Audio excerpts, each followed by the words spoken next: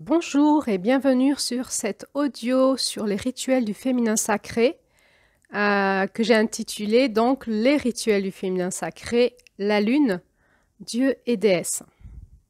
Alors c'est un audio qui me semble important à faire passer aujourd'hui dans la matière, publiquement, sur les dérives qu'il peut y avoir dans tous ces rituels et les conséquences qu'il peut y avoir dans nos vies.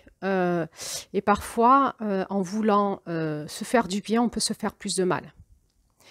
Cet audio a pour vocation d'essayer de nous sortir de la confusion et de nous apaiser, de nous clarifier, de nous questionner et ainsi de nous ouvrir des pistes de recherche, de remise en question, de repositionnement. Et c'est plutôt un audio qui est là pour nous soutenir que pour dénoncer et critiquer.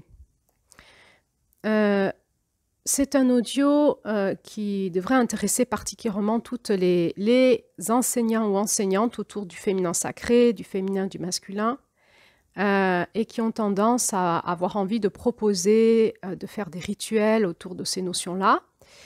Et c'est un audio aussi qui intéressera particulièrement les personnes qui ont envie de participer à ces cercles, à ces stages, à ces enseignements. Et je vais ici donner des clés pour les uns et les autres. Alors, qui suis-je? Je suis Claire-Lise Lahut. Je suis psychosociothérapeute, c'est mon diplôme, on va dire. Je suis une ancienne infirmière aussi.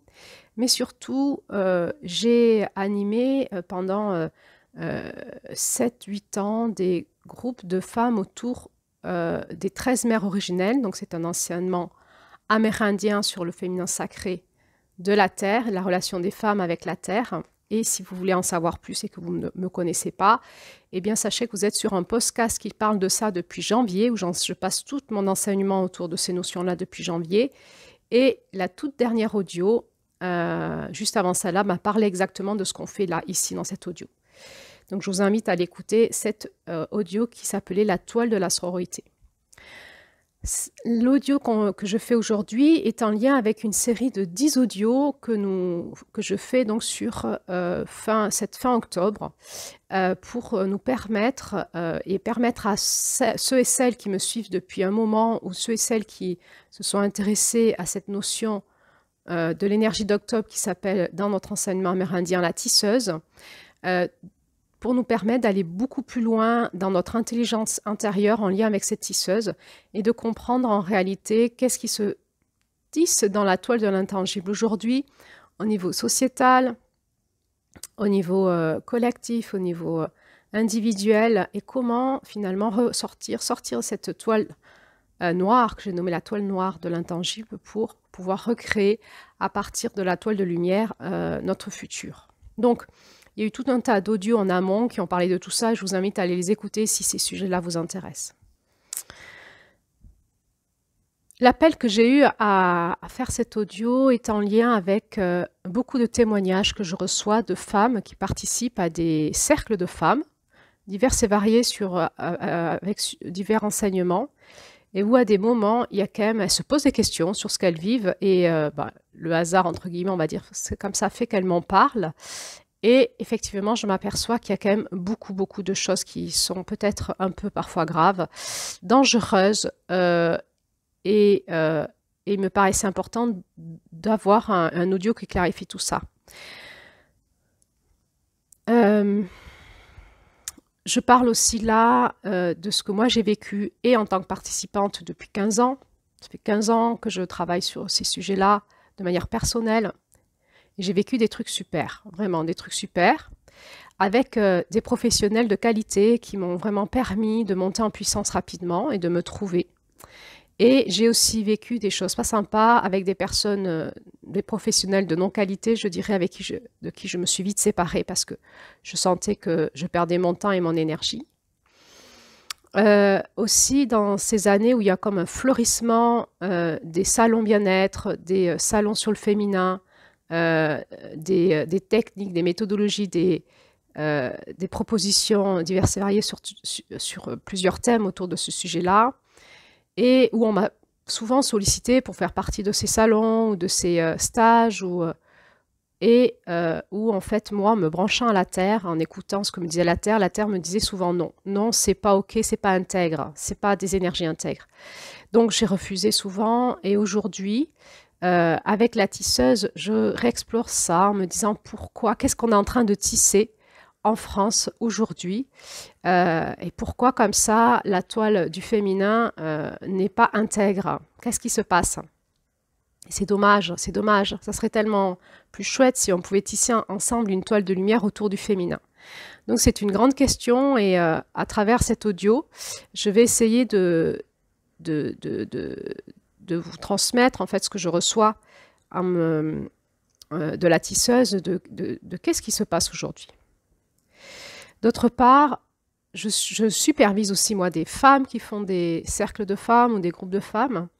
Et j'ai donc, depuis quelques années, et j'ai donc un peu de recul pour voir les difficultés qu'elles rencontrent et m'apercevoir des difficultés que crée aussi notre écosystème. Parce que l'écosystème dans lequel on est, cette matrice, j'ai appelé ça dans les autres audios le champ morphogénique dans lequel on baigne.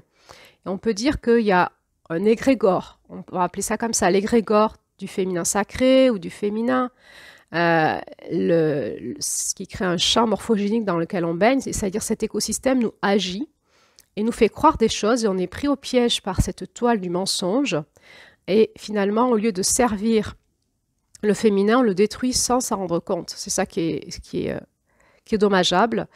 Et finalement, en supervisant ces femmes, je m'aperçois de plus en plus de la difficulté qu'elles rencontrent, qui sont vraiment des difficultés liées à leur propre chemin initiatique qui n'est pas en place face en fait à ce tsunami extérieur qui nous embarque.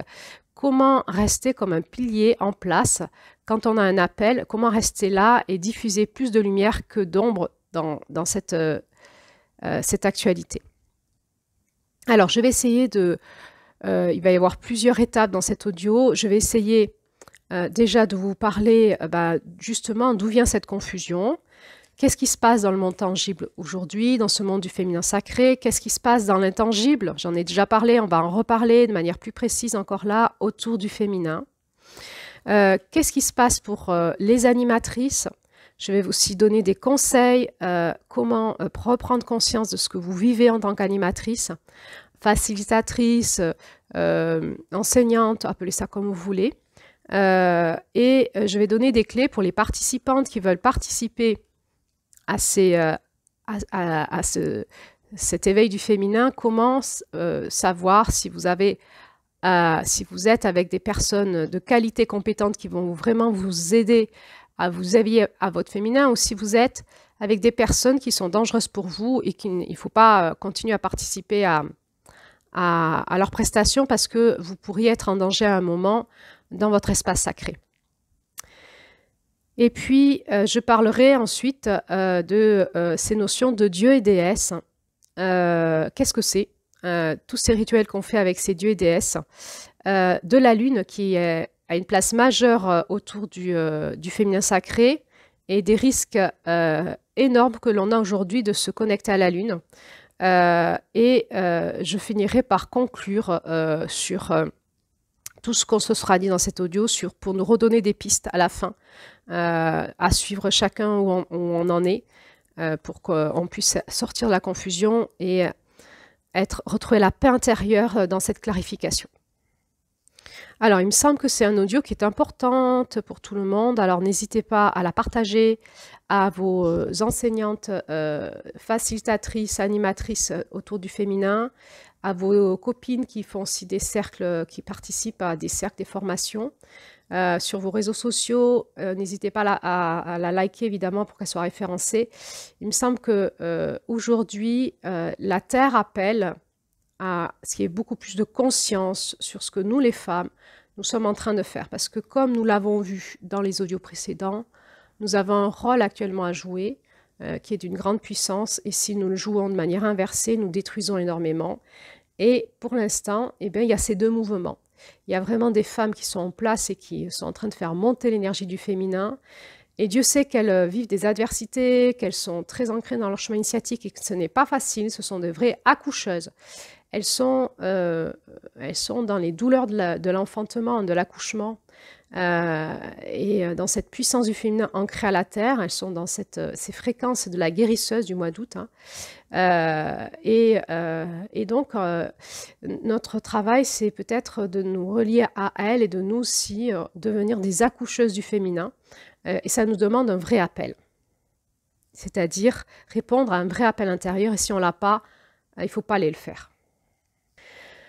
Donc, d'où vient cette confusion que nous vivons autour du féminin sacré aujourd'hui? Alors d'abord, est-ce que vous savez qu'on vit une confusion? Parce qu'il est possible que vous avez l'impression, au contraire, qu'il y a un éveil, que tout d'un coup, tout est révélé, qu'il y a une grande libération qui se fait, qu'on peut aller faire tout un tas de rituels avec des déesses d'autres cultures, du chamanisme du féminin, qu'on peut faire tout un tas de choses et que c'est une grande libération, un grand éveil. Et peut-être que vous vous dites, mais c'est quoi cette histoire de confusion? On n'est pas du tout en confusion, au contraire, c'est un grand kiff qu'on est en train de vivre. Dans ce cas-là, je vous invite vraiment à écouter cet audio parce que peut-être que vous ne vous rendez pas compte de ce qui se passe réellement dans le monde de l'intangible et de ce qui est en train de se tisser dans la matière actuellement. Donc, il y a eu une libération des mœurs, on va dire, de la religion et du féminin dans les années 1970. Et ça a été comme effectivement une porte qui s'est ouverte dans le monde où les femmes, tout d'un coup, ont pu se libérer et libérer aussi, retrouver aussi leur spiritualité. Petit à petit. Pourquoi? Pour nous, les femmes, il y a un vrai appel d'air, un vrai appel du cœur, de notre âme, de nos tripes, j'ai envie de dire, à retrouver une spiritualité féminine, comme d'ailleurs une sexualité féminine.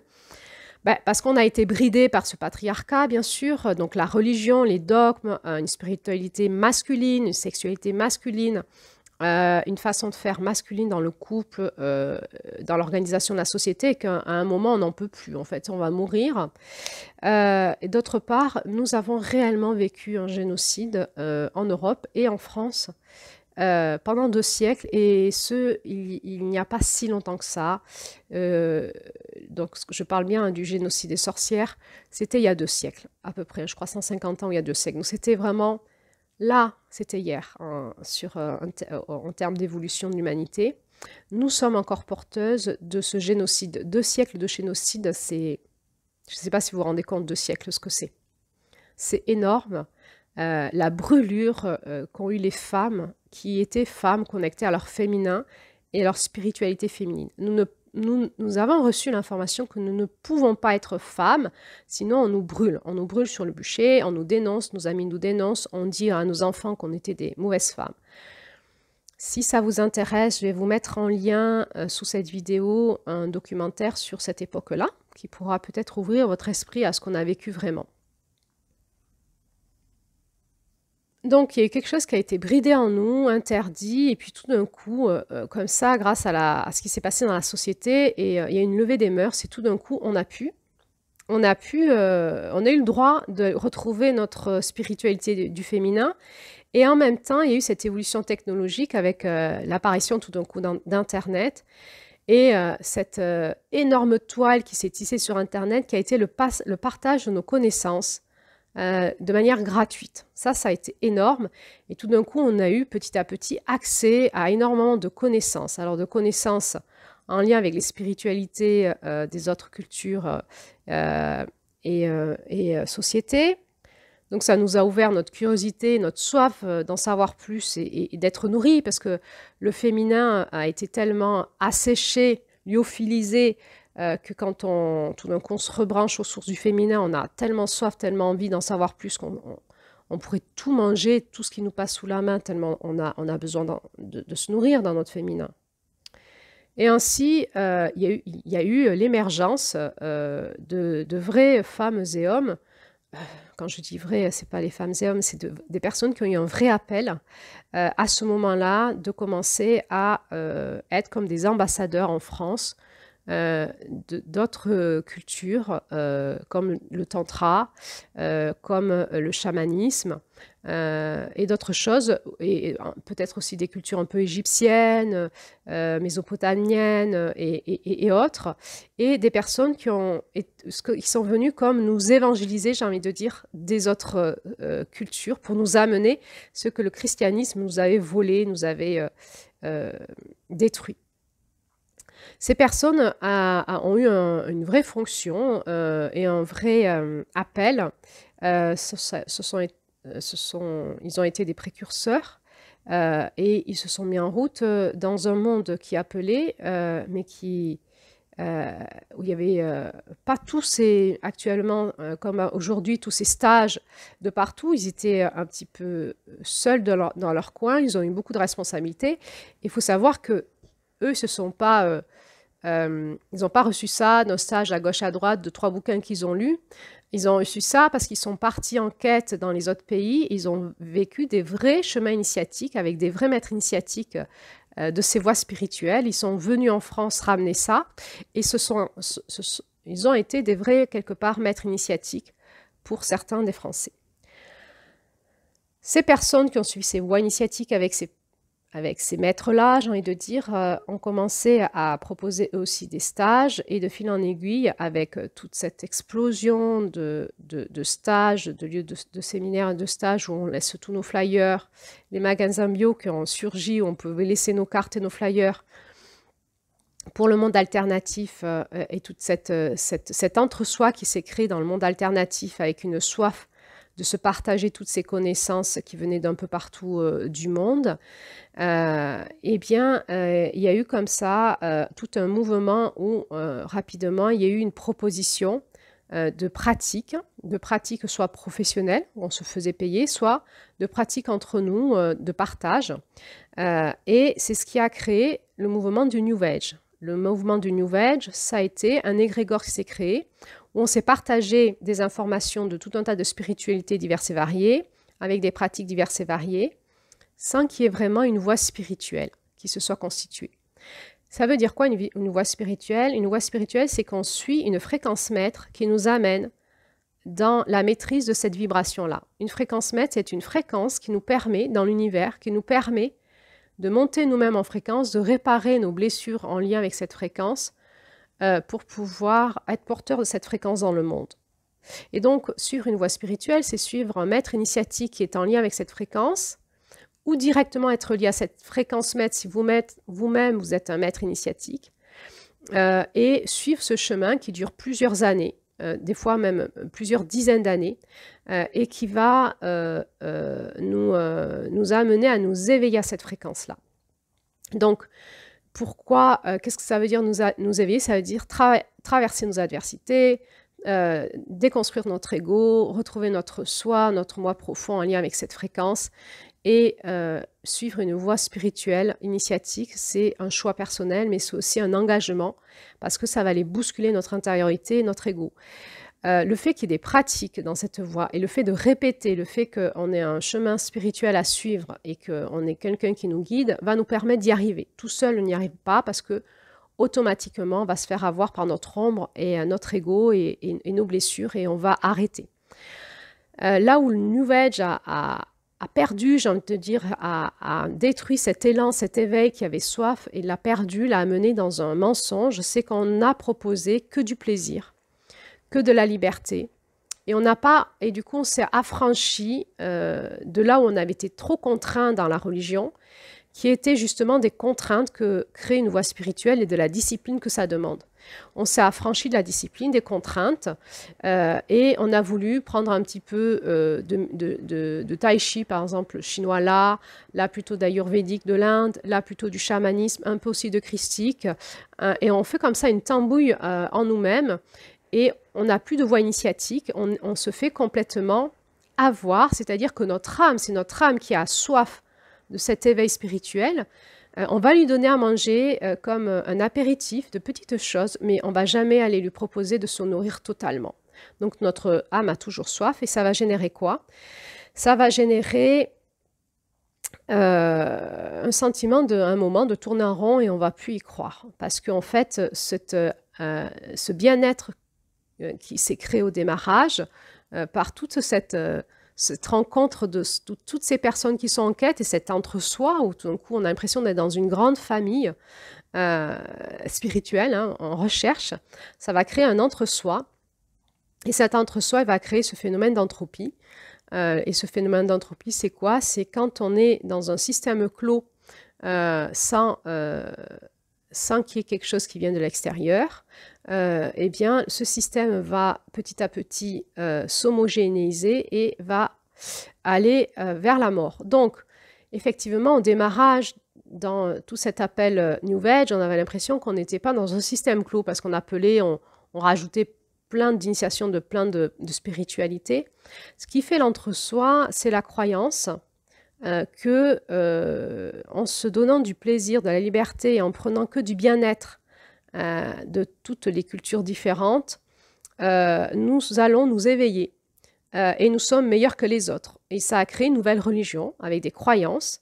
Donc parce qu'il a fallu homogénéiser cet entre-soi, donc des grandes croyances générales sur le bio, sur le gluten, sur tout un tas de choses, pas manger de viande, etc., etc. Puis il a commencé à avoir le système de la bienveillance et on s'est mis en route petit à petit, on s'est fait piéger dans une forme de religion.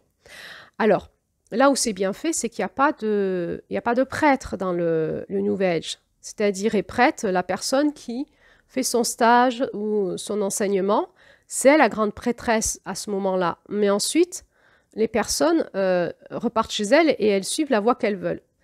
Alors, c'est bien et pas bien. C'est bien parce que ça nous permet justement de ne pas tomber dans quelque chose qui pourrait être une dérive sectaire, même s'il y en a beaucoup, beaucoup, beaucoup. Du coup, le piège, il y a toujours les inversions, hein. Parce que effectivement, c'est vraiment l'espace des faux maîtres et des gourous, hein, le New Age. Donc, on va piéger les âmes naïves là, et vont se faire embarquer dans un mouvement initiatique qui est finalement sectaire. Et il y en a beaucoup, hein. Il y en a beaucoup. Moi, j'ai au cabinet beaucoup de clients qui me racontent tout ce qu'ils ont vécu dans ce monde-là, hein. Ils ont vécu vraiment l'enfer, hein. Et on doit aller... C'est tout cassé dans leur espace spirituel, hein. Il y a beaucoup d'emprise, c'est terrible en fait, hein. C'est pas un petit avertissement que je mets là. Donc, je reviens sur le fait qu'il n'y a pas de grands maîtres ou prêtres ou prêtresses et que donc on est libre.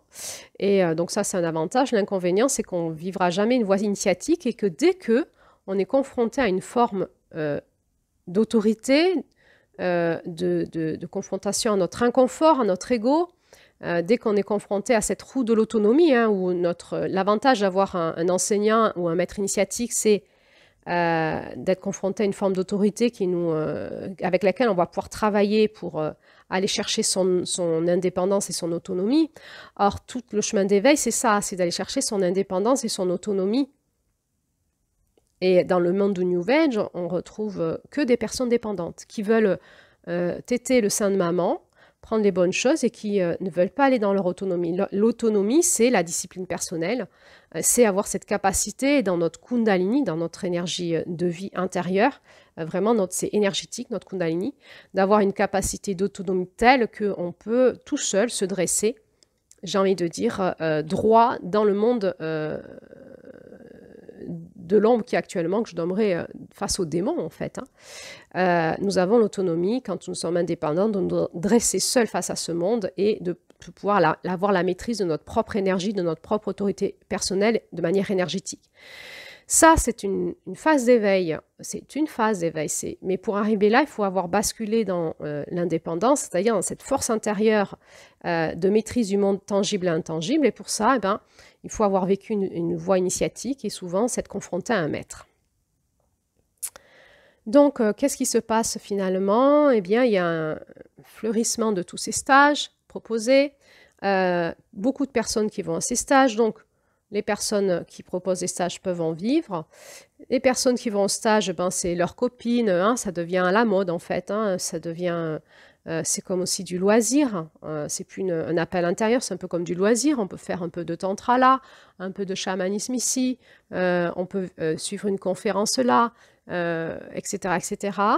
Et c'est encore une fois très bien. Moi aussi, je le fais. Et attention, parce que il y a énormément de faux maîtres, on peut se faire embarquer. Et ça appelle souvent les personnes qui sont quand même assez naïves, hein. C'est quoi les personnes naïves? C'est les personnes qui n'y connaissent rien, et c'est normal, et qui ont envie de connaître. Il faut bien démarrer un jour, et quand on démarre, on n'y connaît rien, c'est normal. Et donc c'est super parce que comme il y a un vrai appel d'air, et que les personnes ont une vraie envie de retrouver une spiritualité, eh bien il y a beaucoup de personnes naïves qui sont joyeuses de se retrouver dans des espaces où il n'y a pas de cadre, et où elles vont se faire happer, avoir, et avant qu'elles s'en rendent compte, parfois il faut beaucoup de temps. Beaucoup de temps, parce que la toile se tisse, cette toile de l'ombre, et aussi bien l'animateur ne s'en rend même pas compte de ce qu'elle est en train de tisser une toile d'ombre, ou à un moment, on partait d'une toile de lumière, et il y a eu quelque chose qui a vrillé dans l'énergie, et la toile de lumière s'est transformée en toile d'ombre, et le nombre de personnes qui nous disent « j'ai vu mon maître initiatique vriller un jour, et c'était plus le même ». Et on vit ça aujourd'hui, beaucoup, beaucoup, beaucoup, et ça crée des états de choc, et quelque part une perte de foi et de confiance.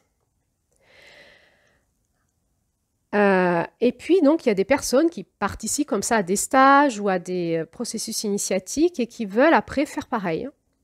Bah, après tout, pourquoi? Moi, j'ai suivi un stage, je pourrais faire pareil, je pourrais enseigner les mêmes choses, je pourrais faire les mêmes pratiques. Il y a une différence à être responsable de pratiques et les vivre. Quand on les vit, on est vraiment sous la responsabilité de la personne qui est l'enseignant, qui est le maître initiatique. Alors, j'arrive pas à dire un autre mot parce qu'il me paraît très juste. Je sais qu'il n'est pas tout à fait apprécié chez certaines personnes, mais tant pis. Le maître initiatique, le maître, c'est celui qui maîtrise l'énergie et qui enseigne. Voilà. Hein, qui maîtrise l'énergie, qui enseigne. Donc c'est une posture dans la société, une fonction très particulière.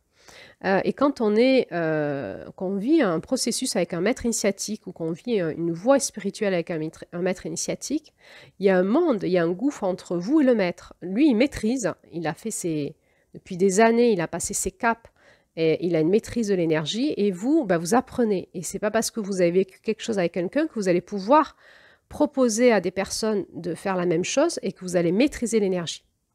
Donc, il y a beaucoup de propositions de cercles ou de processus ou de stages avec des animateurs qui sont comme des bébés.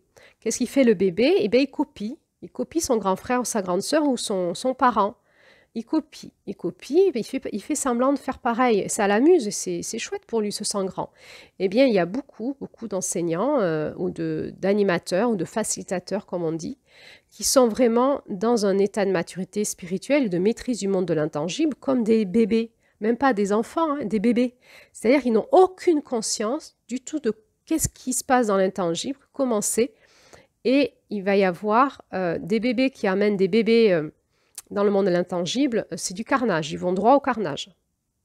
Et il y en a, hein.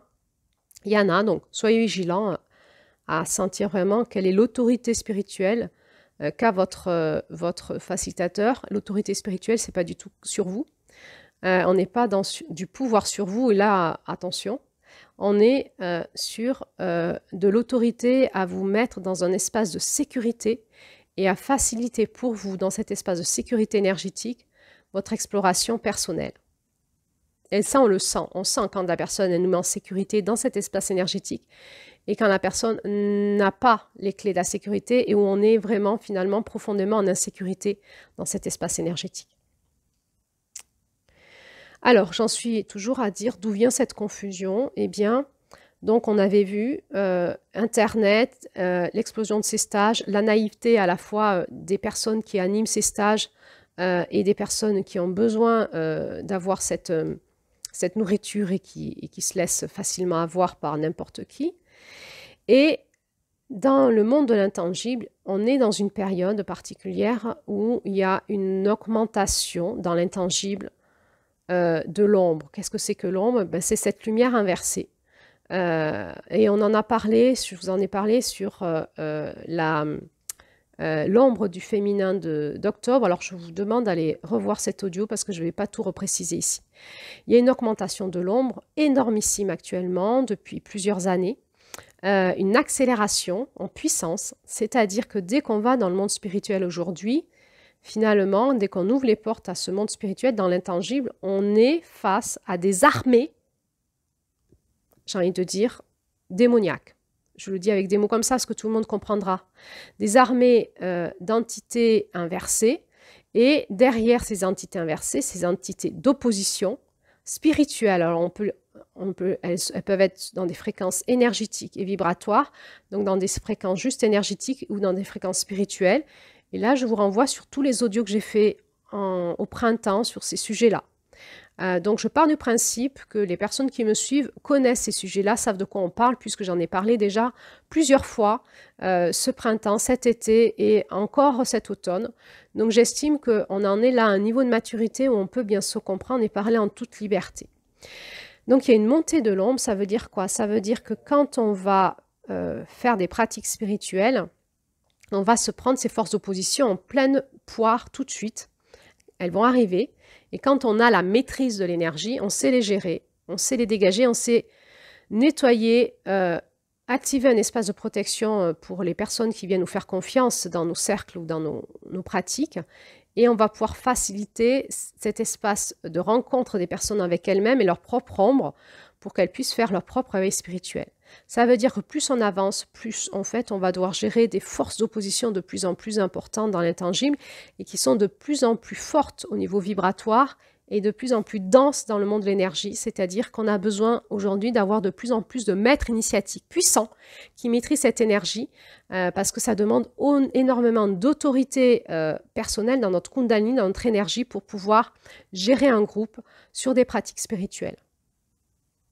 Alors, comme il n'y en a pas beaucoup de ces personnes, de ces maîtres initiatiques, et oui, parce que il pourrait y en avoir beaucoup, mais l'ombre ne veut pas que ces personnes maîtrisent leur énergie, et donc cette toile se tisse pour happer, pour piéger, pour détruire ces personnes qui ont un appel spirituel, et leur empêcher dans leur maîtrise et leur puissance personnelle.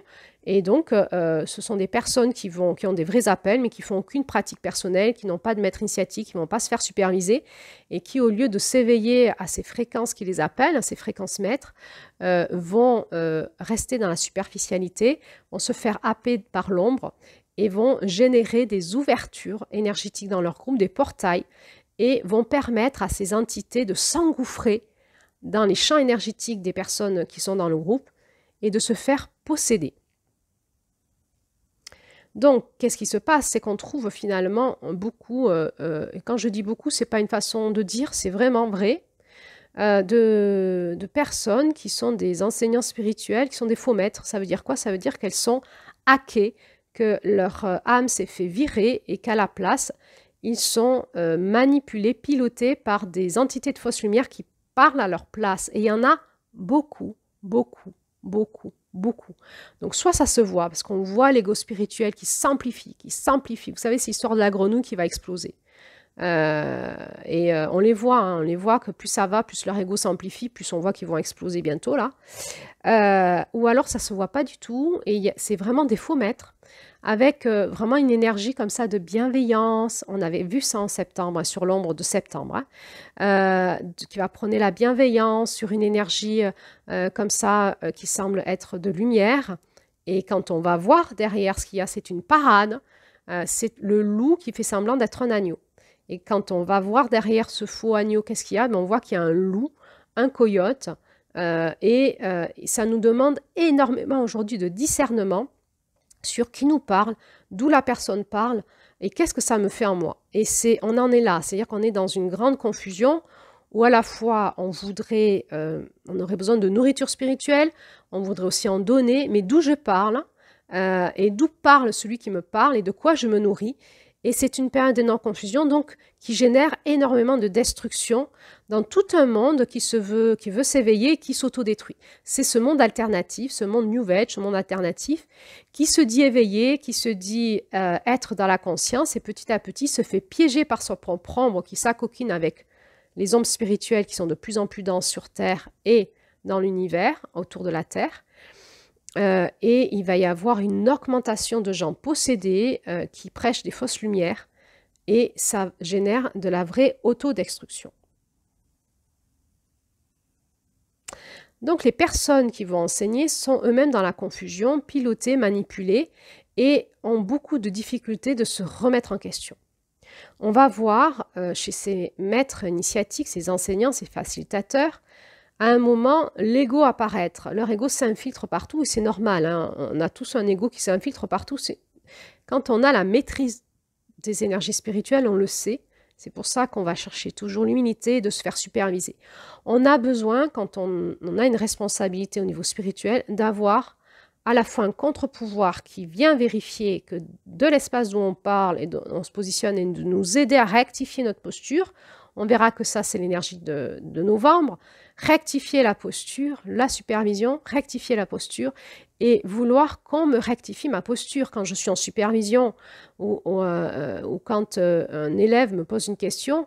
Je dois, quand je suis enseignant spirituel, tout de suite checker est-ce que je ne suis pas dans une confusion mentale, dans une confusion psychologique, émotionnelle, spirituelle et est-ce qu'on n'est pas en train de me rectifier ma posture.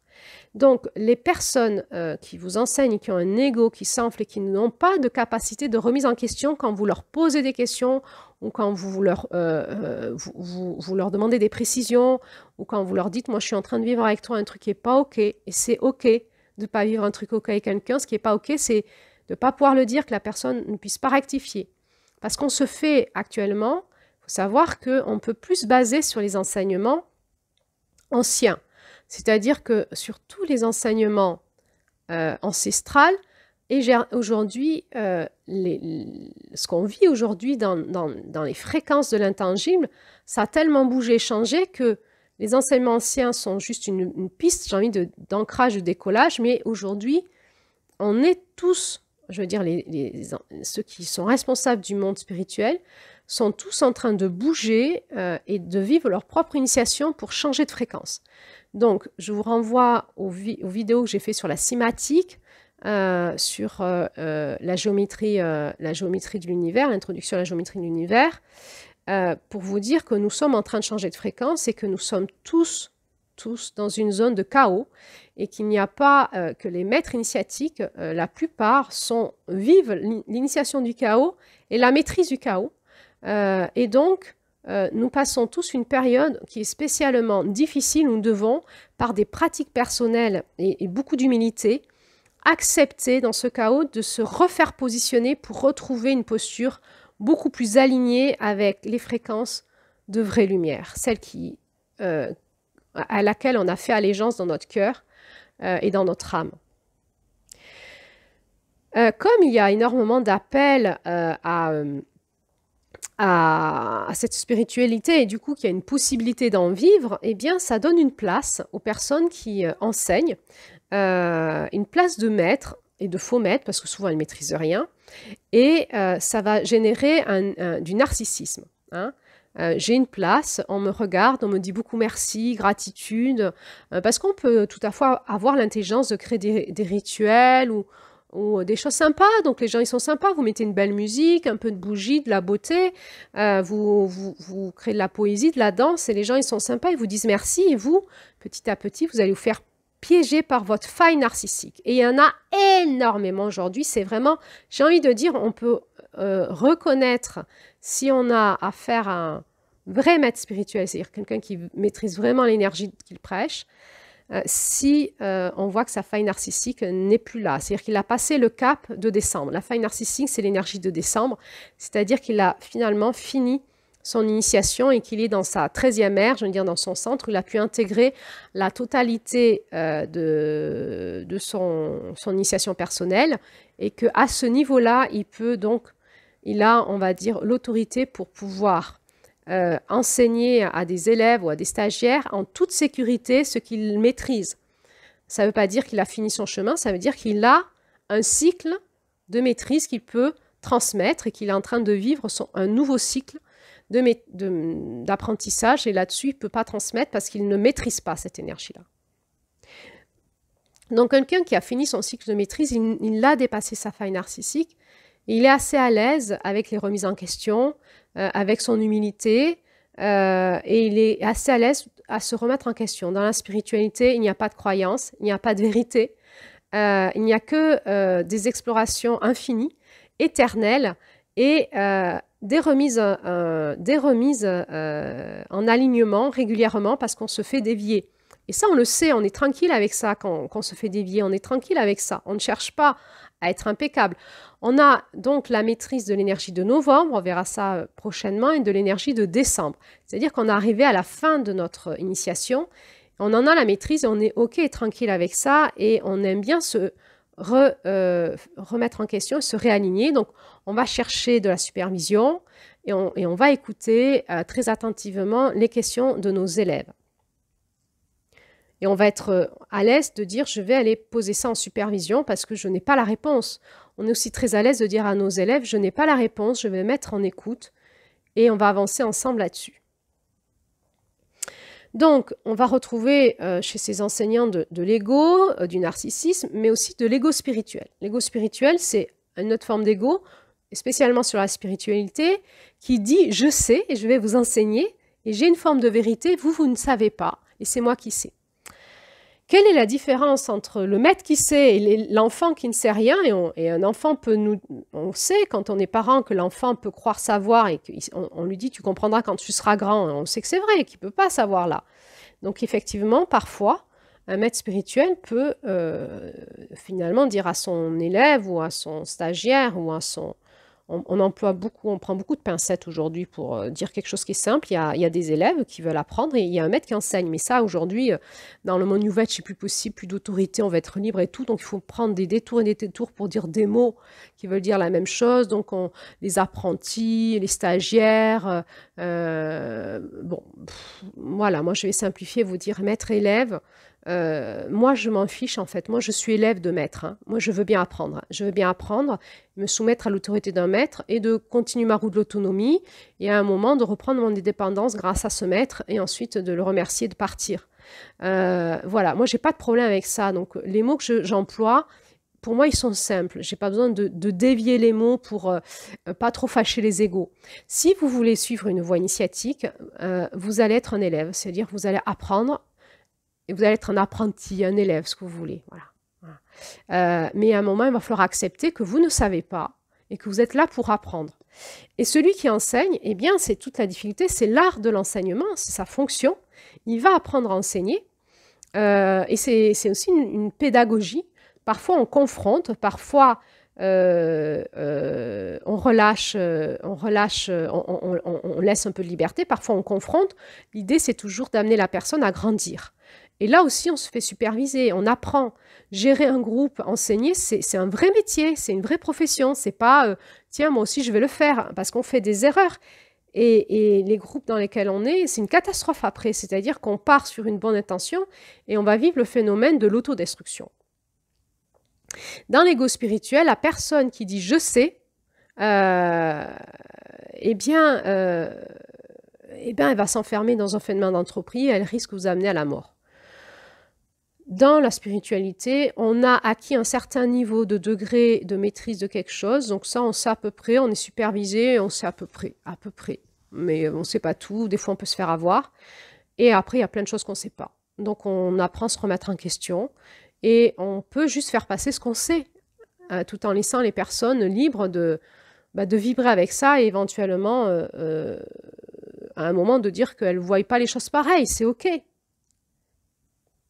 Donc, cristallisation de l'ego personnel, cristallisation de l'ego spirituel, et puis on va finir sur les abus de pouvoir, parce que s'il y a trop de remise en question et d'opposition, quelqu'un qui est cristallisé en son ego et son ego spirituel va passer par l'abus de pouvoir, par son pouvoir que lui confère sa place pour soumettre les personnes à son autorité. C'est là où on va arriver sur ces fameuses dérives sectaires qui vont donner raison à l'État français, tout simplement.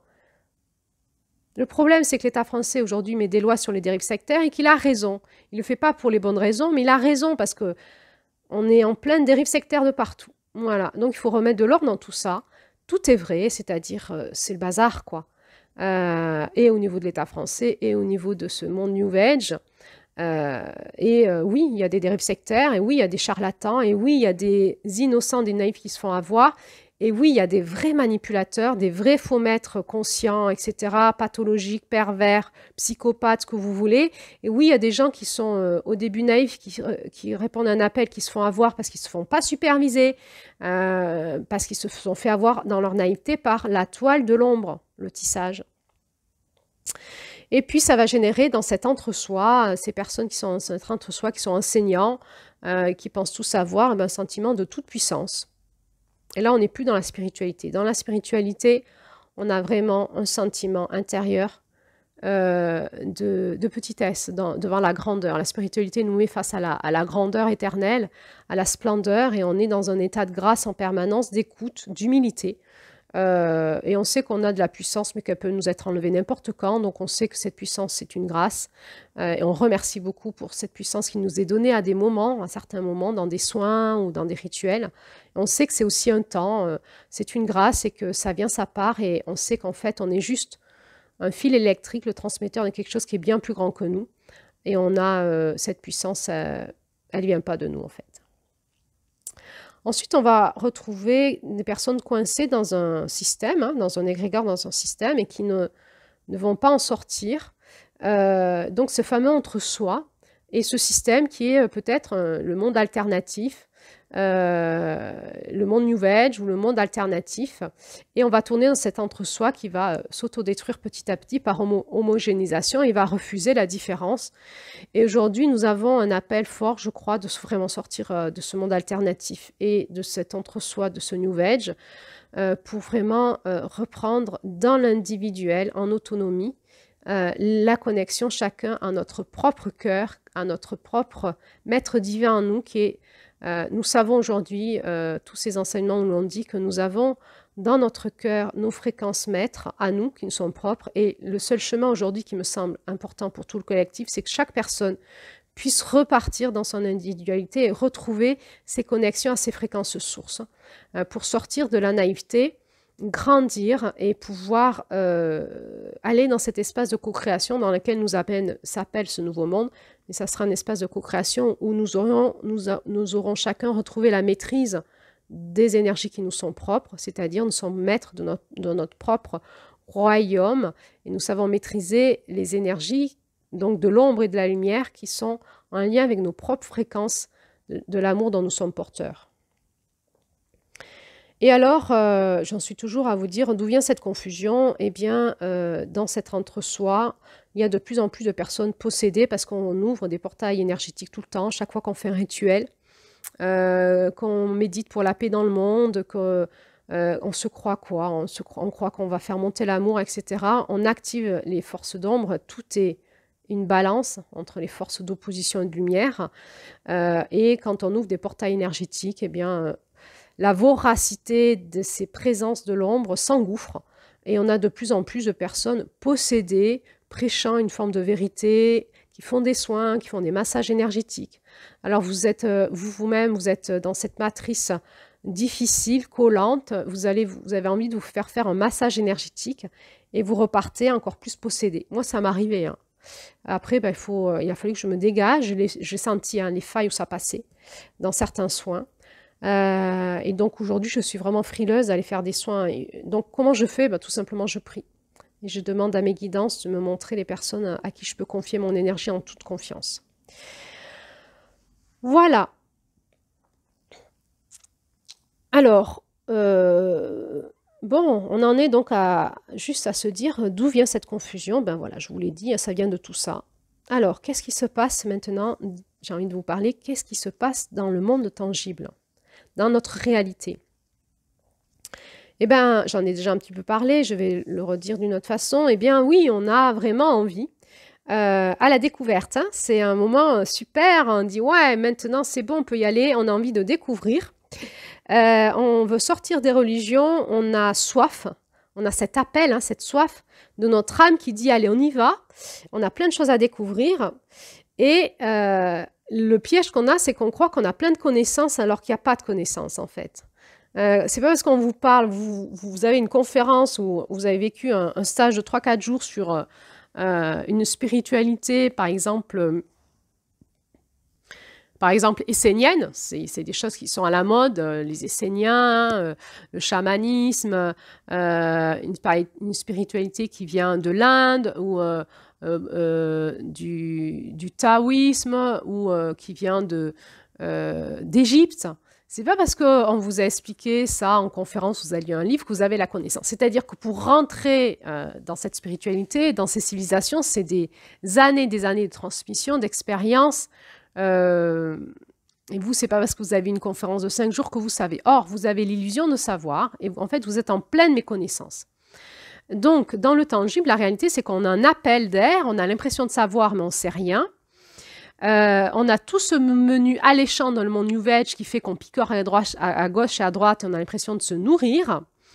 En plus, comme ça nous donne au début une sensation de bien-être, on ne supporte plus trop, effectivement, là, notre façon de vivre. Hein, ça va générer chez nous des transformations de façon de vivre dans notre alimentation, mais aussi on n'a plus envie de faire le travail qu'on fait dans ces configuration d'entreprise, finalement, on sent qu'on est dans une énergie toxique. Et comme on fait ces stages de bien-être dans une ambiance bienveillante, joyeuse, etc., on se dit, ben voilà, moi, je vais arrêter de travailler et je vais faire une reconversion professionnelle. Et il y a eu des flopées de reconversion professionnelle de personnes qui ont voulu être des praticiens de bien-être. Donc, il y a des personnes qui ont eu des vrais appels de leur âme, aller là-dedans. Et là, c'est un vrai chemin initiatique pour être en place, un pilier dans cette confusion générale. Et c'est un vrai travail, c'est un vrai appel et c'est pas facile. Beaucoup d'adversité, il faut être courageux, il faut y aller, il faut être ancré, il faut répondre aux appels. Et souvent, on a l'impression que c'est la poisse qui nous tombe dessus parce que l'initiation, elle est difficile à ce moment-là pour qu'on puisse arriver à maîtriser notre énergie dans ce monde de vorace énergétique. Ou alors, on fait comme ça une formation de réflexologie, de sophrologie, de massage énergétique à gauche et à droite. Et il y a eu là aussi un appel où il y a énormément de formations de quelques jours, de quelques semaines qui ont été proposées, sans suivi, sans supervision, de personnes qui vivent de ces formations. Donc, elles ne vont pas arrêter puisqu'elles en vivent. C'est leur espace, leur entre-soi, là. Et elles vous proposent des formations très courtes, pas très chères. Et puis, à la fin, vous vous retrouvez avec un diplôme qui vaut rien. Tout le monde a son diplôme, praticien de trucs, patricien de machin, fait par un professeur qui vaut rien non plus. On se croit légitime. On peut mettre une plaque aujourd'hui en France et dire « je suis praticien de telle méthode ». J'ai fait 3 jours de formation, j'ai fait 1 semaine, j'ai fait 1 an de formation sur en fait 5 week-ends dans l'année. Et ça me donne la légitimité d'être praticienne de cette méthode. Et donc finalement, je vais pouvoir en vivre. Et c'est vrai. C'est vrai que vous allez pouvoir en vivre. Pourquoi? Parce qu'actuellement, il y a un énorme appel et donc vous allez avoir des personnes qui vont venir vous voir. Alors des fois, il y en a qui n'arrivent pas à en vivre, hein, ça ne démarre pas. D'ailleurs, peut-être ceux qui n'arrivent pas à en vivre, ce sont les vrais.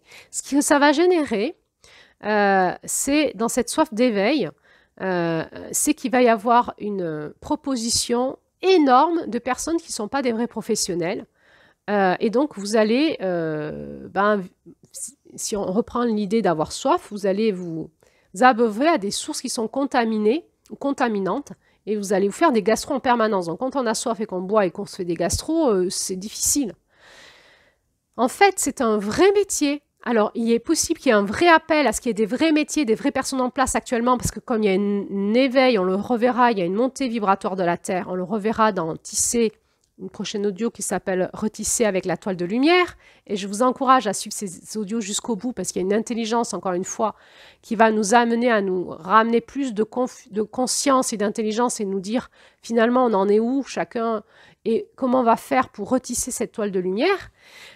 Donc il est possible qu'il y ait un vrai appel actuellement de la Terre en disant il nous faut des travailleurs de lumière qui puissent dégager ces énergies, qui puissent organiser des espaces très protégés de ces énergies vampires pour permettre aux personnes de se rencontrer dans leur propre spiritualité, dans leur propre âme et finalement trouver leur lumière intérieure.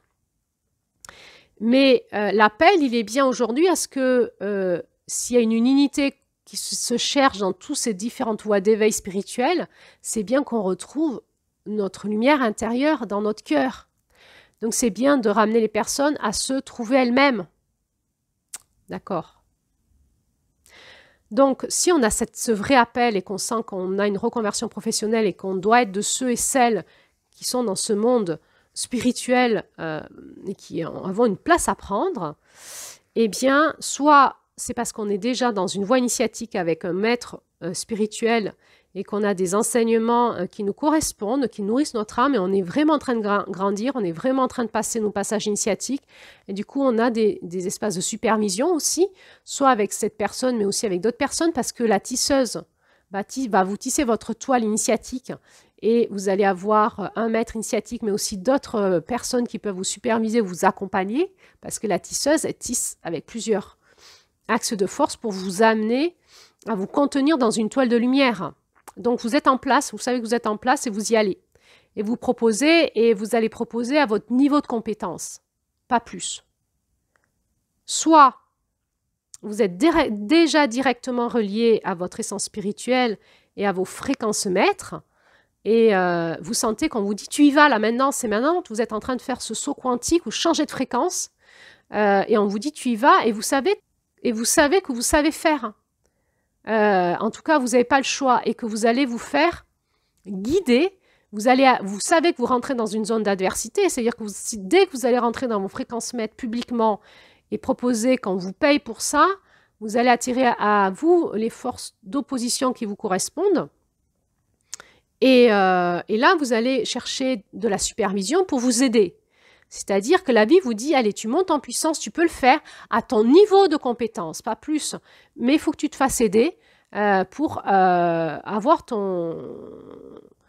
dans cette entraide, cette supervision, c'est-à-dire cet œil qui peut te supervision, hein, qui peut te dire, là, tu es en train de vivre ça, là, tu es en train de vivre ça, fais attention à ça, remets-toi en question sur ça, et là, tu en es où, et comment tu branches ta Kundalini, qu'est-ce que tu as vécu dans ce groupe, où c'est que tu en es avec ça, comment tu peux te repositionner, etc. On ne peut pas imaginer être dans le monde spirituel comme il est aujourd'hui seul. C'est une aberration. On a besoin énormément de s'entourer dans cette co-création, j'ai envie de dire, pour s'entraider, parce qu'on est actuellement dans un espace de guerre spirituelle. Vous ne pouvez pas vous embarquer dans le champ de bataille tout seul. Vous êtes obligé d'être avec votre armée de lumière pour y arriver. Nous co-créons ensemble une force de lumière qui balaye cette force de l'ombre. Mais vous ne pouvez pas tout seul partir dans l'ombre et dire j'y vais, je maîtrise en autonomie. C'est impossible. Ça, c'est de la naïveté. Et si jamais vous faites ça, c'est soit que vous démarrez, vous allez vous faire avoir et que vous entendez cet audio et que vous allez rectifier votre posture et c'est OK, on apprend de ses erreurs. Et vous étiez dans la méconnaissance, on ne vous l'avait pas dit. Soit c'est que vous n'avez pas un vrai appel. Vous n'avez pas un vrai appel. Alors, je vais parler de ces personnes qui n'ont pas un vrai appel. Donc, elles n'ont pas un vrai appel. Ça veut dire quoi un vrai appel? Un appel de leur âme, un appel de leur fréquence, de la Terre, en lien avec leur signature fréquentielle. C'est-à-dire que la Terre, elle nous a pas dit c'est ta place, vas-y. Parce que tu sais le faire, parce que dans ton âme, ça appelle. C'est qui a dit vas-y? C'est votre ego. C'est votre ego. C'est je vais faire comme les autres, ça va être sympa. C'est rigolo, je vais avoir de l'argent, moi aussi j'ai envie de faire pareil, et puis parce que c'est votre narcissisme, ça va me donner une place, et pour plein de raisons cachées, qui peut-être au début semblent saines, mais quand la toile va se tisser petit à petit, on va voir que ce qui va passer dans la matière, ce n'était pas des choses très saines, et là, conseil, hein, faites-vous superviser tout le temps, et c'est ok d'arrêter de dire finalement ce n'était pas les bonnes raisons, j'ai pris une place qui n'était pas la mienne, je ne sais pas faire, je ne sais pas maîtriser, et je vais arrêter, je me suis trompée. Ça c'est ok. Ce qui n'est pas ok, c'est de ne pas se faire superviser. Alors, on peut rectifier sa posture, c'est ok aussi de dire ah ben j'avais commencé par dire je ferai ça, et finalement c'est pas ma place, et je vais rectifier ma place, et je vais proposer quelque chose qui me correspond plus à mon identité propre. Ça c'est ok, mais faites-vous superviser pour savoir quelle est votre identité propre. Alors, dans cette identité qui nous est propre, notre identité professionnelle, si vous vous faites payer, c'est professionnel, c'est-à-dire que vous endossez une responsabilité professionnelle. C'est que vous dites aux gens, vous pouvez venir me voir, avec moi vous êtes en sécurité, je maîtrise ma compétence. Voilà, si vous ne faites pas payer et que c'est du bénévolat, eh bien c'est quelque chose que vous faites entre amis et auquel cas, vous engagez moins votre responsabilité. Alors, cette identité professionnelle, elle est à trouver dans ce monde spirituel si vous pensez avoir une place. Alors, peut-être que ce qui vous appelle, c'est pas prendre une place spirituelle. C'est peut-être vous placer dans un cadre de faire découvrir aux autres des choses. Ça vous a intéressé, vous avez découvert des choses sur la spiritualité égyptienne, par exemple, et vous avez envie de faire passer cette connaissance, pas forcément de vous relier à ces dieux et déesses égyptiens, mais simplement, vous êtes dans l'espace de faire découvrir. Voilà, donc c'est plutôt de la culture générale. Attention de ne pas déraper, de vous connecter à ces entités-là, parce que là, on rentre dans le monde spirituel et vous ouvrez les portes.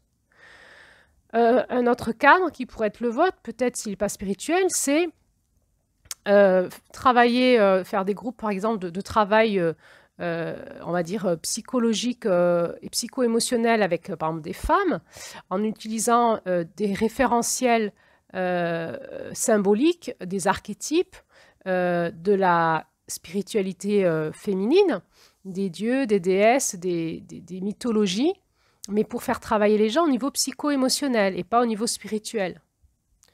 Attention, donc il faut bien définir le cadre de votre travail et pas faire de rituel avec ces fréquences-là. Simplement, c'est des effets miroirs qu'on utilise pour travailler en nous certaines fréquences. Et puis, peut-être que vous êtes investi dans un travail spirituel avec une fréquence particulière. Admettons que vous travaillez actuellement dans votre vie avec la fréquence de Marie, de la Vierge Marie, de Marie, qui vous parle beaucoup.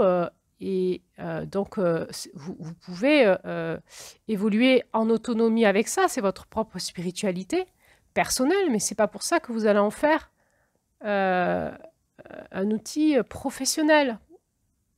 Vous ne maîtrisez pas, vous n'êtes pas une prêtresse de Marie. Donc, ça, c'est votre spiritualité personnelle. Elle ne doit pas influencer votre professionnel.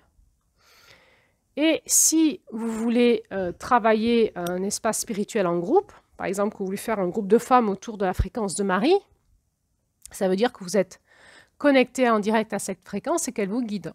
Donc, encore une fois, faites-vous superviser. Mais si ce n'est pas un appel de votre âme, vous allez avoir des retours de flamme, des retours de feu, parce que dans le monde spirituel, à un certain niveau, d'abord, il y a l'opposition, il y a la dualité. Donc, dès que vous appelez une fréquence de lumière, vous allez aussi attirer à vous les fréquences d'opposition à cette lumière. Donc, on sait gérer quand on est un praticien, je veux dire, du monde spirituel. C'est des choses qu'on sait gérer, parce qu'on sait le faire. Si on ne sait pas le faire, on va avoir le retour de flamme. Qu'est-ce qui va se passer? Il va y avoir une activation d'insécurité dans le groupe, donc des jeux de rôle dans le groupe, systémique, etc. Donc, si vous n'êtes pas supervisé sur comment fonctionne un groupe, parce que vous pouvez avoir l'appel de créer un groupe, mais si vous ne savez pas comment fonctionne l'intelligence collective d'un groupe, ça va mal se passer pour vous. Donc, faites-vous superviser sur la gestion d'un groupe, tout simplement, même si ce n'est pas spirituel. Si vous vous faites payer, parce que sinon, ça va mal se passer dans le groupe pour l'un ou l'autre. Il y a l'un où c'est des histoires de place, de symptômes dans le groupe, d'effets miroirs, de transferts, de contre-transferts, de plein de choses. Et animer un groupe, c'est un métier. C'est un métier. Moi, je l'ai appris. Ça fait partie de ma profession, animatrice de groupe. Je suis thérapeute de groupe. Ça s'apprend. C'est pas venu comme ça. Je l'ai appris. J'ai fait des études pour ça. Je suis supervisée pour ça. Donc, comme ça, dire, tiens, je fais un groupe de femmes, si c'est rémunéré, si c'est professionnel, faites-vous superviser. Si vous avez une responsabilité de pouvoir mener ce groupe à bien jusqu'au bout. Sinon, qu'est-ce qu'il va y avoir dans le groupe? Il va y avoir, au lieu que ce soit, il y a un moment, ça va prendre, et à un moment, la sauce prend et ça va y avoir une destruction de ceux qui sont dans ce groupe, parce qu'ils vont vivre des chocs pas sympas et ensemble, et peut-être avec vous, et peut-être au niveau spirituel, ou l'un ou l'autre. Comme ça, en fait, de fil en aiguille, on participe, par ces expériences négatives, à une rupture de confiance avec ce monde-là. Et ça, c'est péjoratif pour les personnes qui bossent vraiment bien, qui sont des vrais professionnels. Parce que ça fait passer les personnes professionnelles comme des personnes, ça fait des amalgames. Elles aussi, elles font partie de ce monde un peu new age, pourri, de la spiritualité féminine ou du féminin sacré ou je sais pas quoi. Et comme j'ai déjà vécu des trucs pas sympas, ben, tout le monde dans le même sac, c'est pas vrai. Et même au niveau du gouvernement, ça fait passer les vrais professionnels pour des charlatans. Et c'est péjoratif pour les personnes qui sont en recherche, mais aussi pour tout l'écosystème. Ça ça lève la crédibilité, j'arrive pas à le dire, des vrais professionnels. Et ça, c'est dramatique. On est en train de vivre ça actuellement. Ça donne de l'eau au moulin de l'État français qui chasse les dérives sectaires. Encore une fois, je le dis à juste titre, de mon point de vue, et pas à juste titre, parce qu'eux aussi, c'est la même chose, j'ai envie de dire. C'est pas pour les bonnes raisons. Mais on est vraiment dans un monde confusionnel aujourd'hui qui mérite un grand coup de balai et un grand éclaircissement de ce qui se passe en fait. Donc on a vu d'où venait cette confusion. Là, on vient de voir qu'est-ce qui se passe dans le tangible avec cet appel, cette envie de spiritualité. Et c'est très bien, et c'est très très bien. On passe une très belle période. Mais qu'est-ce qui se passe dans l'intangible, du coup, quand il y a un appel d'air spirituel et qu'il n'y a plus de, j'ai envie de dire, de prêtres et prêtresses pour gérer ça, de professionnels de la spiritualité, des vrais, des chamans, des druides, appelez ça comme vous voulez, des pasteurs, des curés, ce que vous voulez. Les professionnels, ceux qui sont censés pouvoir gérer, être dans cette fonction spirituelle, qui sont les initiés. Alors, encore une fois, oui, il y a une dérive sur ces professions et on ne fait plus confiance à la religion, etc. Ok, ça ne veut pas dire que cette profession n'existe pas. C'est-à-dire que c'est une place dans la société. Il y a certaines personnes qui sont appelées à être des gardiens spirituels du monde. Et quand on a l'appel, on l'apprend. Et on ne peut pas faire autrement. C'est notre âme, c'est la terre qui appelle et on le fait. Parce que c'est comme ça nous dépasse. Mais il faut qu'on puisse après s'initier, il faut qu'on puisse avancer dans les sociétés anciennes, par exemple chamaniques, c'était le chaman qui repérait chez les enfants celui qui avait le profil du prochain chaman. Il y avait un enfant ou plusieurs, mais souvent c'était un qui avait des facultés spirituelles depuis tout petit. Et cet enfant, il était initié par le chaman pour devenir chaman, point. Aujourd'hui, on peut avoir des facultés de médium, de guérisseur, etc., qui correspondent en fait aux facultés de la femme qui voit loin, hein, de celle qui est en face de nous sur cette roue chamanique, en face du mois d'octobre, et des facultés aussi d'août, du coup, suivant mon lapsus, qui s'appelle la guérisseuse. Alors, on peut avoir comme ça des facultés que l'on n'a pas développé parce que ce n'était pas possible dans notre famille ou dans notre contexte sociétal. Et un jour, on peut vraiment avoir l'appel, c'est-à-dire qu'il y a un moment où la vie l'appelle, l'écosystème, la Terre appelle en disant on a besoin de gardiens spirituels dans ce monde. Et c'est une place particulière de certaines personnes qui vont s'initier ou qui suivent déjà un chemin initiatique depuis un moment.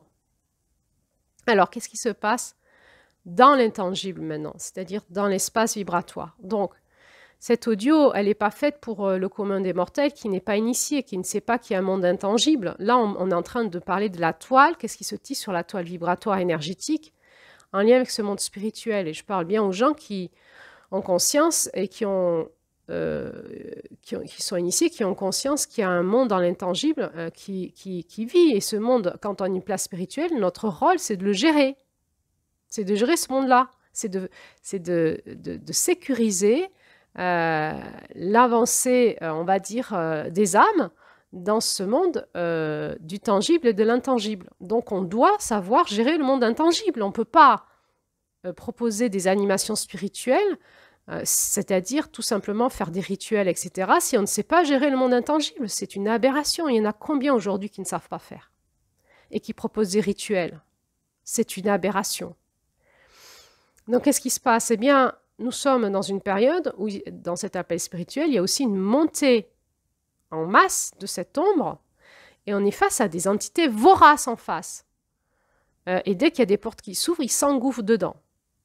Donc, ces parasites énergétiques, hein, et encore une fois, je vous renvoie aux audios que j'ai fait en avril-mai là-dessus, je crois, au juin aussi, regardez, sur le monde de l'énergie.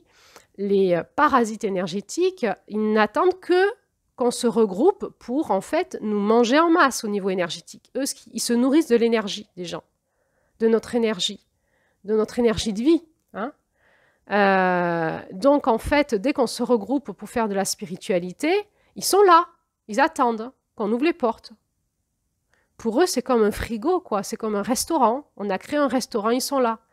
Donc, ça nous demande une conscience de ça et savoir protéger nos groupes. On est responsable quand nous, on anime, de protéger nos groupes de ça, de mettre des espaces protégés pour qu'on puisse évoluer dans un espace sain, pour que les personnes puissent évoluer dans leur spiritualité dans un espace sain.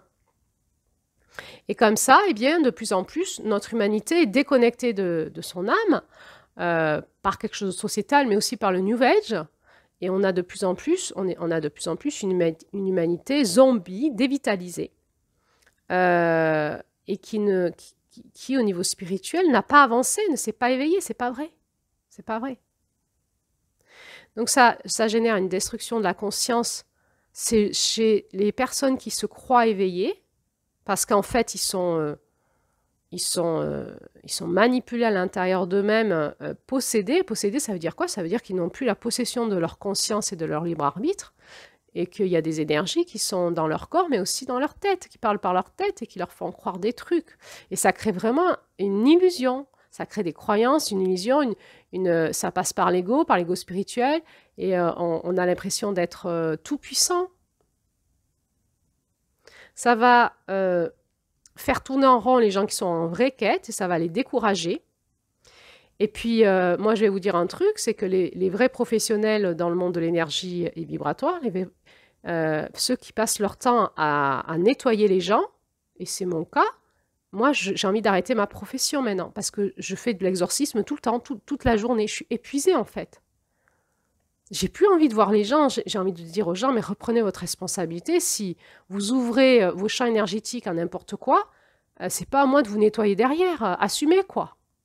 Moi, j'ai envie de travailler avec des gens qui veulent vraiment avancer, qui veulent reprendre la maîtrise de leur énergie et qui veulent avancer. Je ne suis pas la femme de ménage de tous les enfants qui sont comme dépendants de ces sucreries New Age, alternatives, et qui après arrivent en courant parce qu'ils sont pas bien. Et vous savez, ce qu'on trouve dans l'énergie des gens, c'est pas sympa du tout. C'est épuisant toute la journée. On est dans l'énergétique, sur cette toile sombre, noire, dont je vous ai parlé dans l'ombre du féminin de la tisseuse Octobre. On est vraiment dans l'énergie du carnage. Ça démarre bien, ça se finit très mal. Et au niveau spirituel, on le voit énormément.